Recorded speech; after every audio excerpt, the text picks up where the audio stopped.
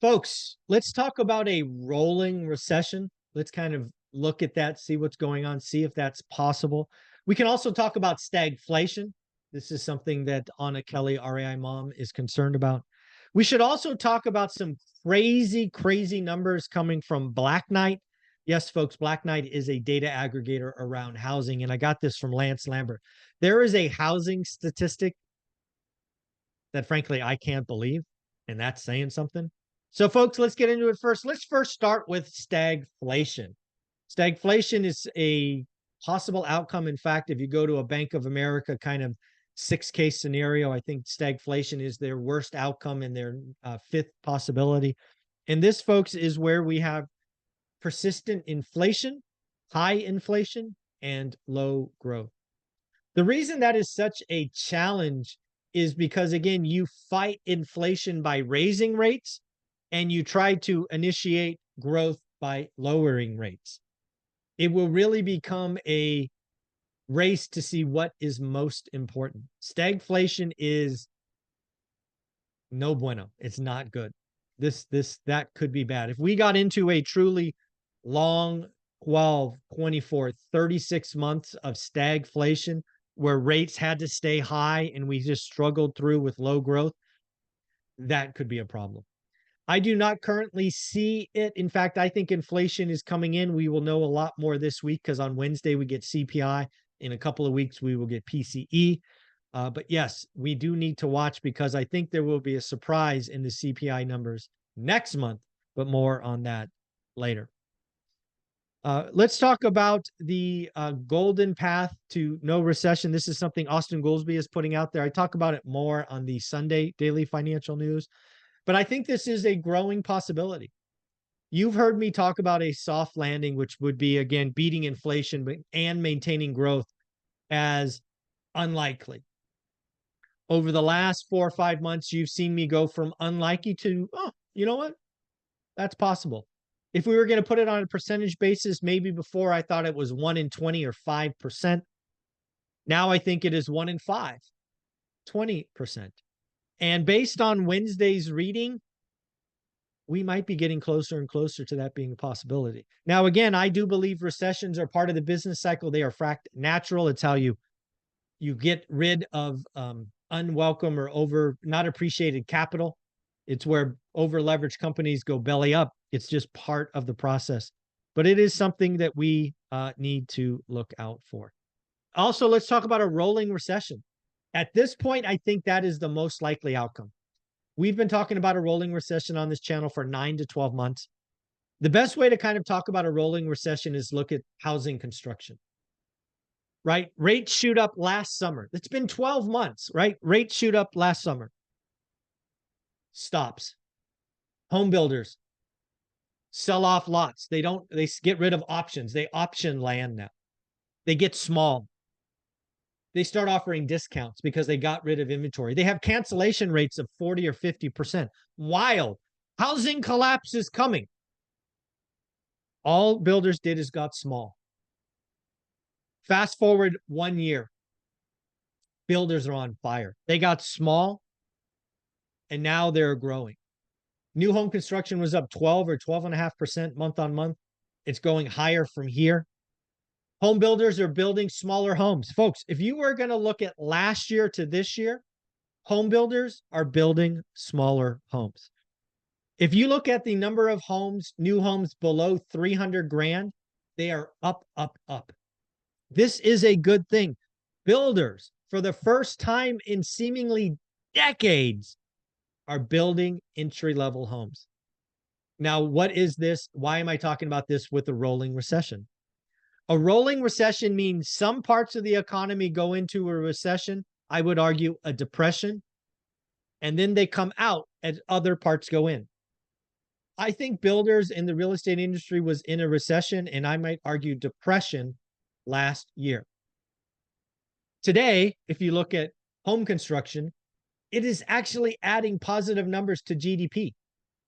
And I believe so going forward. In fact, we have more people in the construction industry today than a year ago. Construction, I think, was up 90,000 or maybe it was 70,000 in the last BLS reading. construction is up. I do not think housing construction is in a recession anymore. As long as home builders keep building small homes, they will do just fine. They keep buying down rates to 4.9, 5.5. They will keep selling homes. It is that simple. Now let's talk about this Black Knight statistics. We have undoubtedly heard about a housing crash coming for the last 5 years. Black Knight, again, shout out Lance Lambert from Fortune, said one housing market in the month of May was negative. One. Now, can you guess what market that was? Anybody want to take a guess? If you want to take a guess, pause the video right now and leave a comment. And I will tell you the answer in.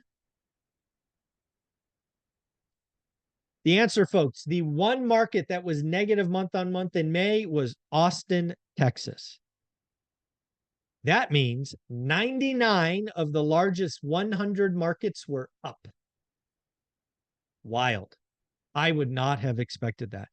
In fact, Black Knight says 61 of the 100 largest markets are at all-time highs. 61. 61. If your housing expert is a renter or a failed mortgage broker, you need to stop listening to them. They do not know the housing industry. They know how to produce doom to scare you. So the other side of 61, of course, is 39. There are 39 markets across the country, 39 of the largest 100, that are below their peak of last summer. At the end of the day, all of these stats from Black Knight, while impressive and crazy, shouldn't mean anything to you. Because why? You should have your buy box, your area. If your buy box is in one of these markets, great. If it's not, great. Your buy box is a set of criteria that you watch and track every day. You need to learn the average yield or based on the current cost of capital, which might be 8%. National numbers are fun for me to look at, but really shouldn't matter to you. I want you to believe that there are great deals out there. We are sending out cards almost every day to people doing the work. Again, it is not easy. I want you to understand it is never easy, but it works. You have to believe. Consistency matters. If you believe there are no cash flow deals at 8%, congrats. You're right. If you believe there are amazing cash flow opportunities at 9%, congrats. You're right. Just be better. A lot of you are working or in networks that are not helping you. One of the accidental, just great things that happened to me over the last couple of years is we created a private Facebook group for one rental at a time students. It is a happy place of people networking and asking questions and getting deals done and taking pictures and just doing the work. Folks, getting wealthy is never easy. You just have to focus and do the work. If you want to know what that is, buy my course, How to Get Started One Rental at a Time. It's helped thousands and thousands of people. If you buy it today, I will give you $100 in free goodies. I will give you two $50 free courses. I will personally email you after you buy it, asking what free stuff do you want? Do you want to talk about leveraging debt equity? Do you want the legends of real estate? Do you want a mastermind, 6 hours? Do you want a deep dive on buy box? I don't care what you want.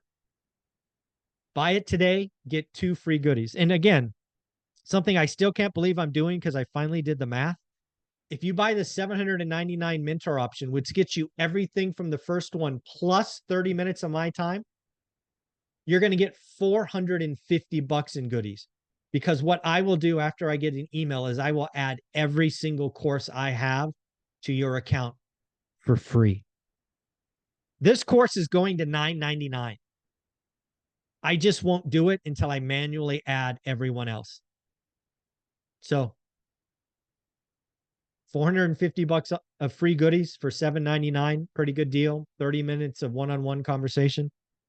If you just want to do the $399 and get $100 of free goodies, I get it. That's what most people buy. Get started, folks. It's out there. Higher rates are a good thing. You and I are going to finally find motivated sellers. You get your best deals from motivated sellers. Lastly, if you are doing the work, the same challenge I issued on Sunday, find a deal that you're working on and find 5 ways to increase the yield 3%. If you don't know what I'm talking about, pull out your credit card, buy the course. Let's go. Thanks, everyone. Bye.